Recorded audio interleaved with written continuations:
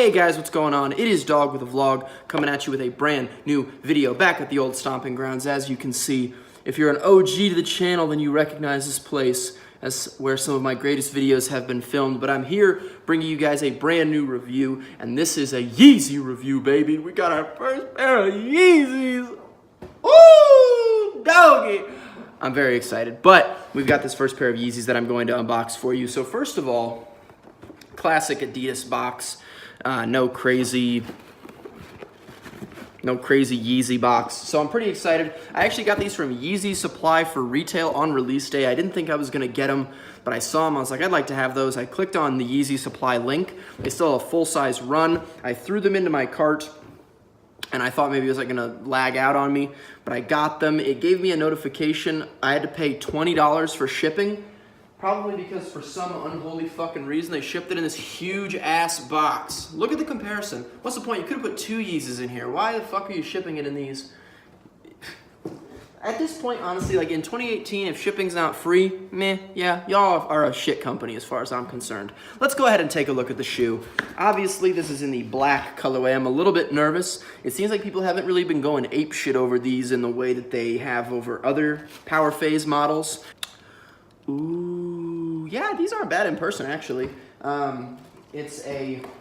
Obviously, this shoe looks very similar to a Reebok workout or like a classic Reebok retro runner. For those of you who don't know, one of my favorite shoes from last year that I was wearing was the Reebok Club C. I just love the retro look. I think this follows that like retro vibe very well. Let's just go ahead and take a look at the shoe though. On the bottom, as you can see, all black with the Adidas hits and quite a few traction pods and just traction all over the shoe. The outsole is once again all black. It just wraps around the entirety of the shoe. Another Adidas hit back here with the little logo. And then the entire upper of the shoe is this really nice leather. The leather actually does feel very primo. I definitely enjoy that, but it's leather the whole way, all the way up to the tongue. Obviously perforations on the toe box and here along the sides with the 3 stripes.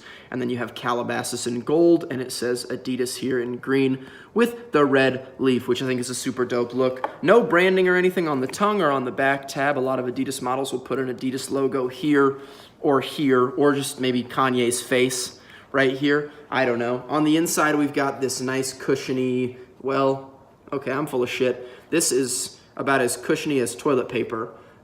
Interior, and then Adidas here in green. So a super simple shoe, just all black. I think this will actually be a pretty cool summer shoe that I can wear quite a bit. I like the Powerphase. I really like the ivory colorway as well, but it's nice to have kind of this black colorway just for the time being. So definitely I went true to size.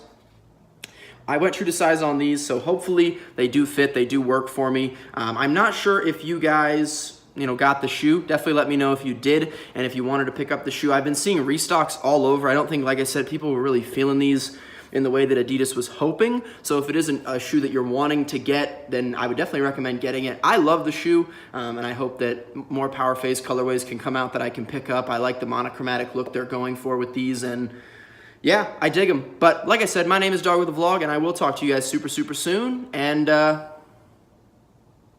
that's it. Peace.